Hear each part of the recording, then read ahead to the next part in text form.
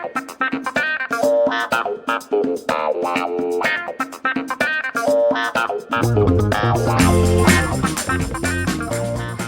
everyone, welcome to another episode of Lever Time, the flagship podcast from The Lever, an independent investigative news outlet. I'm your host, David Sirota. On today's show, we're going to be talking about those forever chemicals now in everyone's bodies. The so-called PFAS, that stuff that's related to plastic. A recent blockbuster investigation from the Philadelphia Inquirer spotlights the potential link between those chemicals found in AstroTurf and the eerily similar cancer deaths of several Philadelphia Phillies, the professional baseball team in Philadelphia. It's a fascinating and tragic story, both about baseball, but also about the larger issue of forever chemicals. I'm going to be speaking with the two investigative reporters at the Philadelphia Inquirer who broke open that huge story. For our paid subscribers, we're also dropping exclusive bonus episodes into our Lever Premium podcast feed. This past Monday, we published my interview with Matt Brunick, the founder of the People's Policy Project, who talked about Republicans' perennial desire to cut Social Security and why we should actually focus, if we're going to be talking about cuts to retirement stuff, we should focus on all of those tax breaks for 401ks, which disproportionately benefit the super rich. And coming up next week on the Lever's Premium podcast feed, our interview with Abraham Josephine Reisman, the author of the new biography called Ringmaster, Vince McMahon and the Unmaking of America.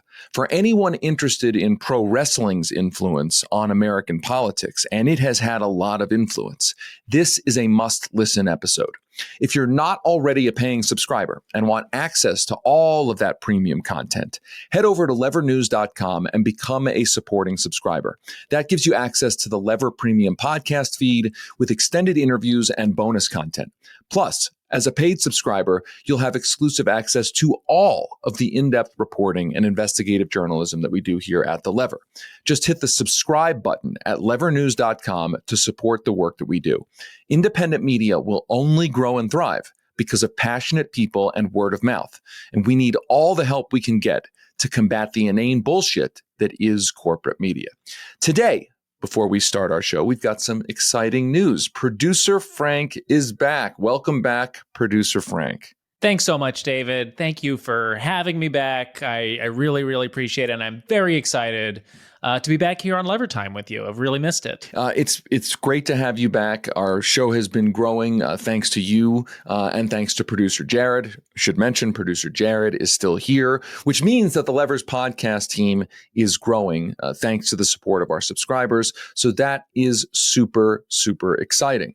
Now, before we get to our main story today, the main story about the forever chemicals and the connection to Major League Baseball, let's also talk a little bit right now about the big news that broke this past Monday, that Fox News has fired its highest rated host, Tucker Carlson. As of right now, Fox News hasn't provided an explanation as to why they gave Tucker the boot, though many people speculate it had something to do with that landmark settlement that Fox will be paying Dominion Voting Systems since Tucker's firing came only days after news of that $700+ million settlement. Of course, we reported at The Lever how that settlement could potentially turn into a more than $200 million tax break for Fox News. I mean, some people didn't believe it when we reported it. They couldn't get their minds around it. I mean, a $200 million tax break for essentially admitting that they lied about the election. It's pretty incredible. Oh, it's absolutely astonishing, but par for the course, I would say, for Fox News, or at least the way that these giant corporate media companies operate. I mean, we just had you were in New York last week. We were having dinner with a few of the Lever reporters, and we were talking about this story in particular. And you kind of phrased something in the way that you think about stories, reporting on stories is, when news breaks like this, like in terms of the settlement, you thought, okay, so how is the bad guy going to try and benefit from this? Which I thought was such a perfect way of putting the way that these people operate, the way that people in charge of these giant organizations operate. So of course, like, they weren't going to take, a $700+ million settlement on the chin. They were going to be like, we're going to find a way to spin this in our favor somehow. Well, I've been watching a lot of Succession lately, and so I kind of imagined how Logan Roy, who's the kind of Murdoch composite figure, the owner of Waystar Royco, which is kind of like the Fox News company. I kind of imagined how Logan Roy would deal with having to settle or having to go to court. And I imagined the scene where he would be like, well, listen, it's $780 million, but we'll get to write off maybe $200 million of it, which lowers our corporate tax rate. So when we first came upon this story, and it became a huge story across the media when we broke it open, I tried to think about it as, look, there are always angles here. And what's incredible about this is that this is essentially allowing Fox News, the tax code allows Fox News to say that essentially lying about the election and getting nailed for defamation, defaming the company that made the voting machines, that doing that is all part of its ordinary business. That's how you can get a write-off on things, by saying, listen, this was an expense for ordinary business. So essentially the tax code, or at least Fox News will argue in its tax filings, or can argue in its tax filings, that lying about the election, spreading just total lies, destructive lies, is part of its ordinary business. I mean, in a sense, I guess that's kind of honest, isn't it? It's kind of a brilliant admission. It's like, our business is lying. So yeah, this is the cost of, that's what our whole model is based on, lying. So this is just the cost of us doing the kind of business that we do. Right. And I think in a sense, I guess they have an argument. Now, I should say, some good news out of this is that Congressman Brendan Boyle, who has been on a Lever Live event before, the Democratic congressman from Pennsylvania, saw our story and said that he is looking into legislation to stop this kind of tax break. And we will keep everybody informed of that, keep everybody posted about what happens with that. I mean, it is a complicated issue. How do you change the tax code to prevent this kind of write-off? And I should mention, as you will see in our story, if you go to levernews.com, that there have been efforts to stop the tax deductibility of these kinds of payments in specific cases before, when it comes to sexual harassment, settlements, and the like. So it will be interesting to see what Congress potentially can do to prevent the tax code, essentially, from subsidizing lying and admissions of lying, like the one that we saw from Fox News. Okay, we're going to stop there because I do want to get to our big interview today with those two reporters from the Philadelphia Inquirer. We're going to talk to them about their investigation into the potential link between chemicals found in AstroTurf and the deaths of several professional baseball players in Philadelphia, and what it says about the larger policy questions surrounding these forever chemicals that are now apparently in everyone's bodies. What can be done about that? What should be done about that based on the science that we know? That's coming up next. But first, let's take a quick break. Welcome back to Lever Time. If you know me, you might know that I grew up in the Philadelphia area and was a huge Philadelphia Phillies fan when I was growing up. I spent a big chunk of my childhood at Veterans Stadium, thanks to their old super low-priced general admission tickets. Veterans Stadium is no more. They tore it down. But it was always famous, or really infamous, for how brutal a playing field it was, because it was AstroTurf on top of concrete. Philadelphia Phillies and Eagles players always noted how hard it was to play on that surface and avoid injury. But now we're learning that the AstroTurf might have been more dangerous than it even seemed back then. So for our big interview today, I'm going to be speaking with investigative journalists Barbara Laker and David Gambacorta from the Philadelphia Inquirer. The Inquirer recently published a huge investigation from Barbara and David about Veterans Stadium, which details how chemicals discovered in the stadium's synthetic AstroTurf could potentially be linked to the deaths of 6 Philadelphia Phillies players who all died from the same type of brain cancer. Some of these players were among my favorites of all time, guys I really worshipped. It is a truly tragic story, and Barbara and David did a fantastic job reporting this one out. And let's be clear, this reporting isn't just about baseball and the mistreatment of athletes by cost-cutting owners who cheaped out on their field. So if you're not a sports fan, you're not a baseball fan, there is still something very important here. Because this is about how corporations and politicians allowed the proliferation of toxic chemicals into nearly every corner of American life and into all of our bodies, potentially poisoning entire generations. It's also about what can be done about this problem right now. Hey, Barbara. Hey, David. How you doing? Good, David. How are you? Good. Thank you so much to both of you for being on this on our show. I want to start by saying that I am a huge Phillies fan. I grew up essentially at Veterans Stadium, so I have a lot of personal interest in this story. I am wearing my Phillies garb in honor of this interview. I've got my hat. I also should mention I have my Von Hayes coin here, my Von Hayes collectible fake gold coin, just to get my Phillies credentials all up to speed. And I want to say one other personal note here, that I remember as a child realizing how physically toxic the AstroTurf at Veterans Stadium was, the AstroTurf that we're about to talk about. I remember it when on July 4th, when I was growing up, they would have games at the Veterans Stadium, and the fans after the game were allowed to go onto the field and watch the fireworks. And I remember that, how horrifying it was to get on the field and feel how hard that surface was, and understand when I had seen athletes kind of complain about how dangerous it was. I remember that sort of physical experience of realizing, wow, this stuff that looks all green and kind of nice on TV and even nice from the stands is actually incredibly awful. So I was really, really interested in your story. You both did great reporting. So I want to start out with a basic question. The question of what are PFAS? What are these chemicals? I want you to tell us, for those who don't really know what these chemicals are, what they are, where they come from, and what they have to do with Major League Baseball. Barbara, we'll start with you. Okay, so PFAS chemicals they're man-made. They've been around for decades, and they're used in a number of household goods like Teflon, carpeting, upholstery, firefighting foam, and artificial turf.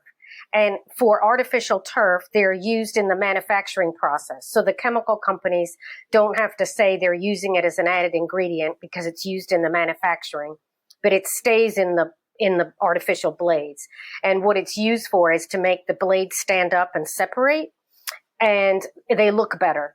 And so chemical companies like Monsanto, DuPont, all those companies started using PFAS for decades. And really, the public didn't know until recently. And with artificial turf, no one knew about it till 2019, that they were actually in the turf.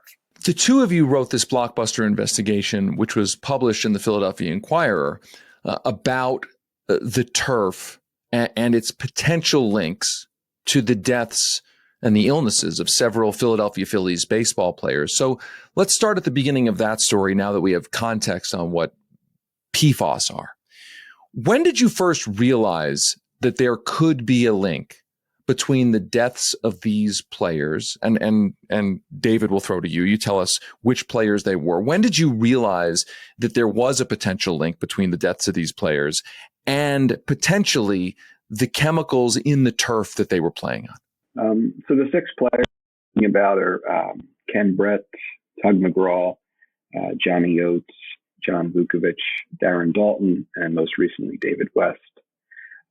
So these deaths started in 2003, and it's kind of piled up a little bit over the years. And each time I think another former Philly has passed away, it raised some eyebrows and questions about whether there could be a link here. Why were these guys all getting the same type of brain cancer, glioblastoma?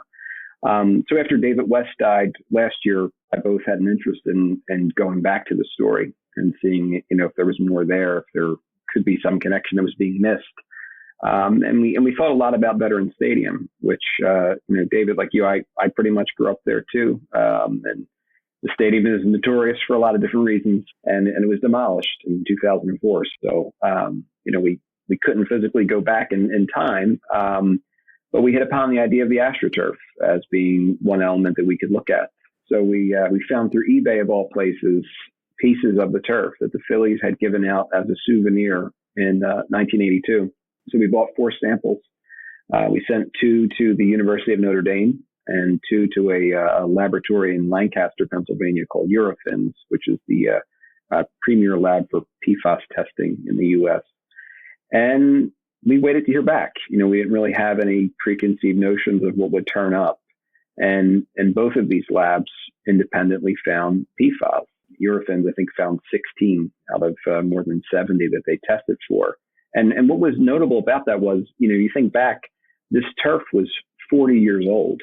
It had been out in the elements. It had been played on, rained on, and yet these chemicals still endured, and they still kind of jumped off to the testers. So that, we thought was significant. And that sent us down the rabbit hole that is still deepening at this point by the day of understanding, what are these chemicals and what sorts of health effects have they been linked to? And unfortunately, it's not a short list.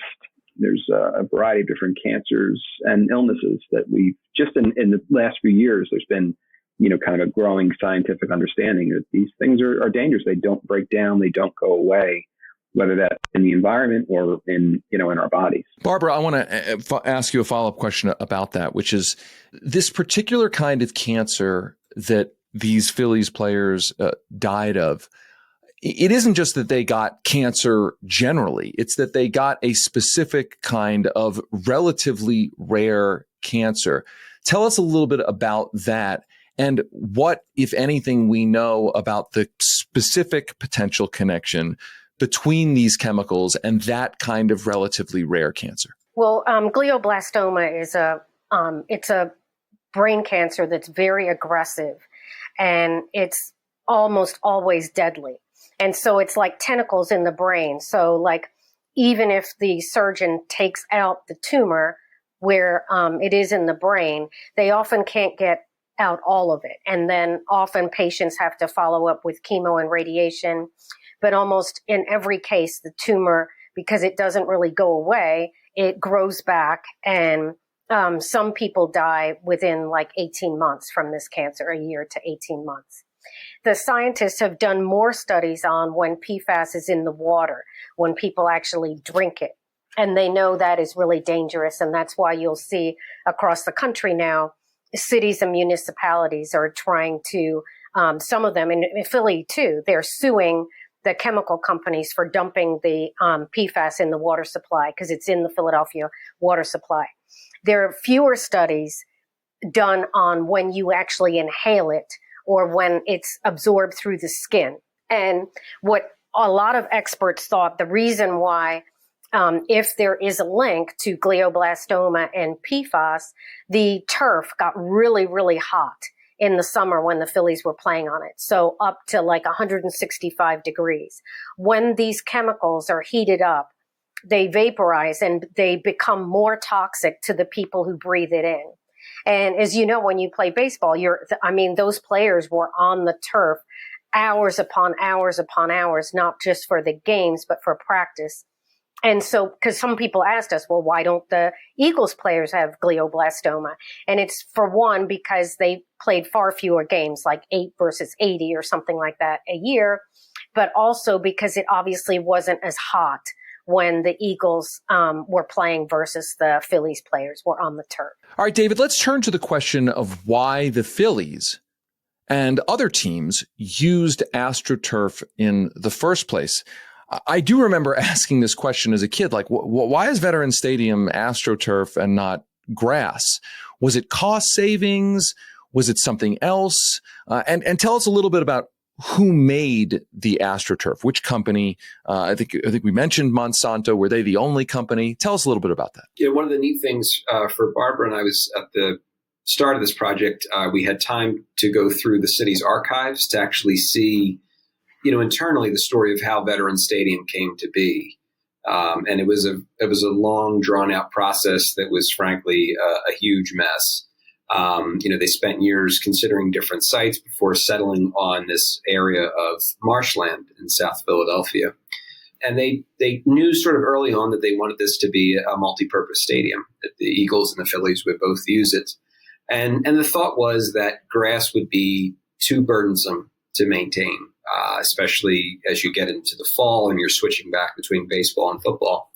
And this is in the late 1960s. And as fate would have it, that was at the same time that the Monsanto chemical company pioneered AstroTurf. And the first professional sports team they were able to sell to was the Houston Astros, which just opened the Astrodome, hence the new name. And, it was really sold as this wonder product that would cost far less to maintain the grass, that it would be far more durable, and it would, pose no injury risk to players any more than grass. So we could see from the city's archives and also from newspaper archives in that era, Monsanto was practically gleeful publicly about how many different avenues they would have to sell this product, not just to professional sports teams, but to high schools and colleges and to municipalities. They basically said this thing could be used anywhere and everywhere, even into consumers' homes. Get rid of the grass in your front yard, put AstroTurf down, and you'll have so much more time to enjoy cigarettes and martinis.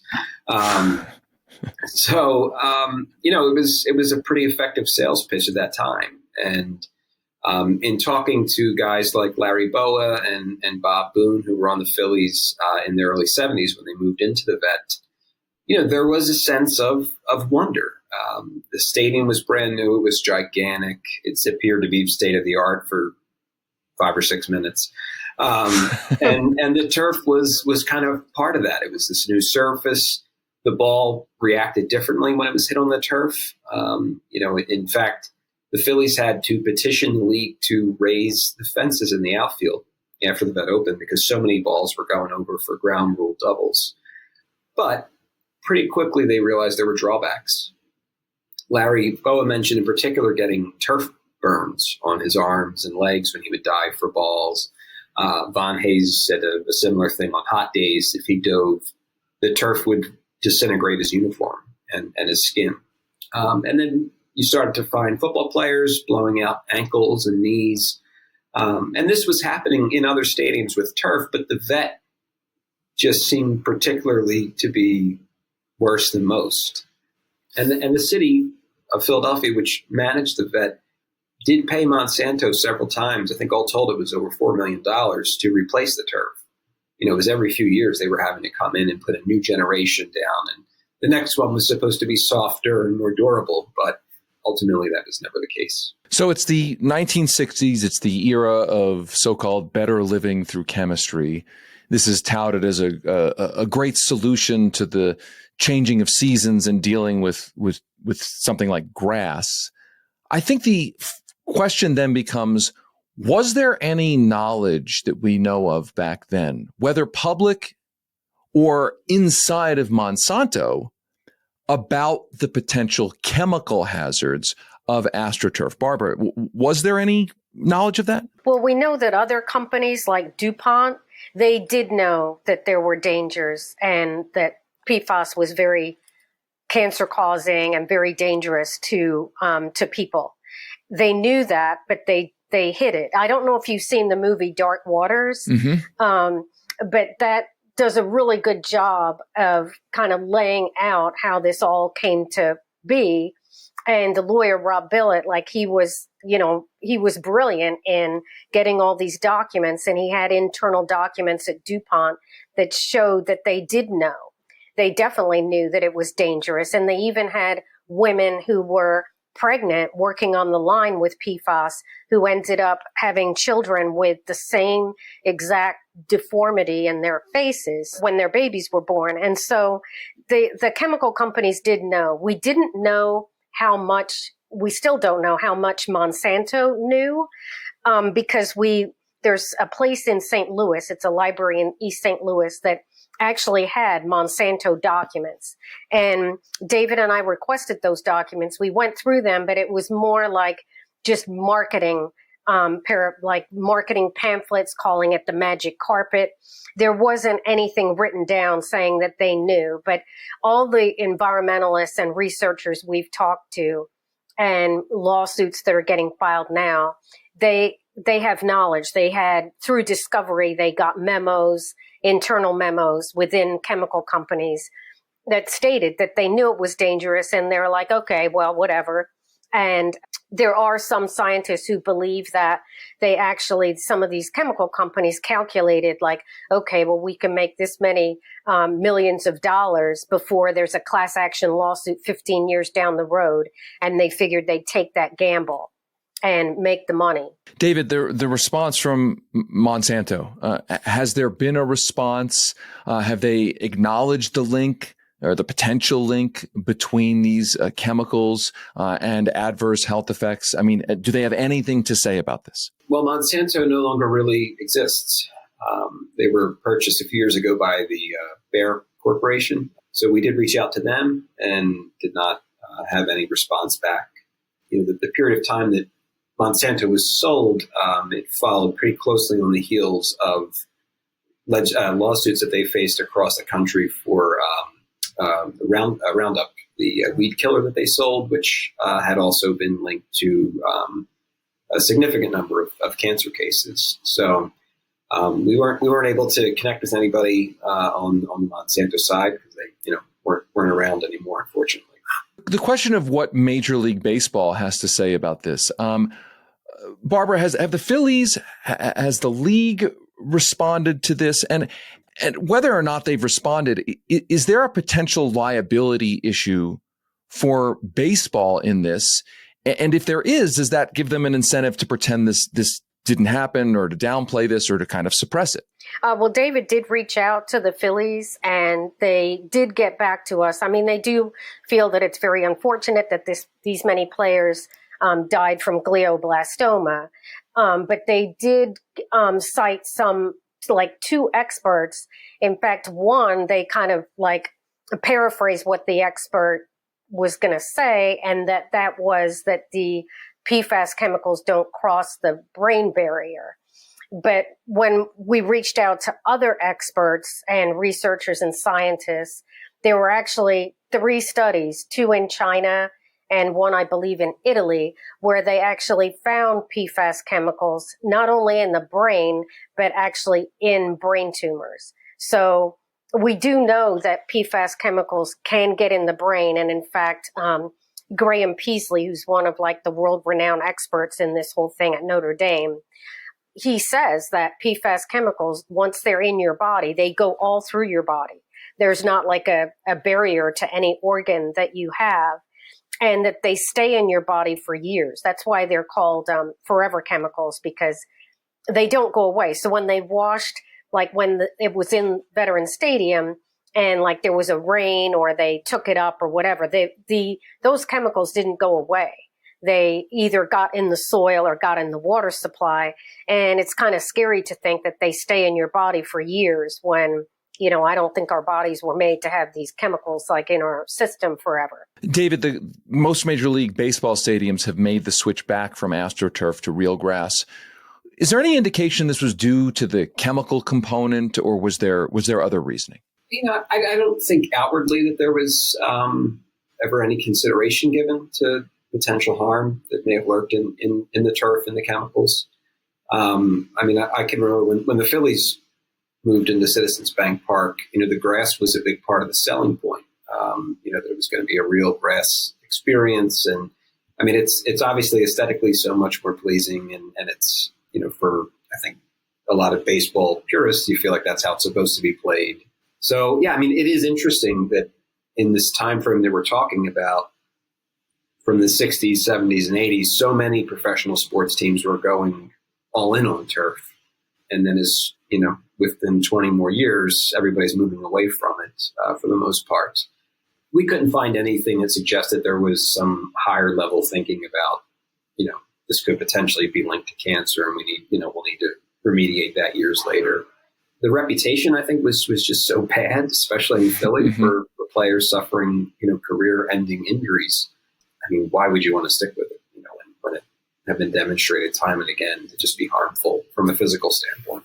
Barbara, I want to ask you one final question about all of this, which is, I think, probably on the minds of many people listening to this is, what is being done, if anything, right now? Are there state efforts to end PFAS, to regulate them, to clean them up if we know that they're still in the environment? Are there federal efforts?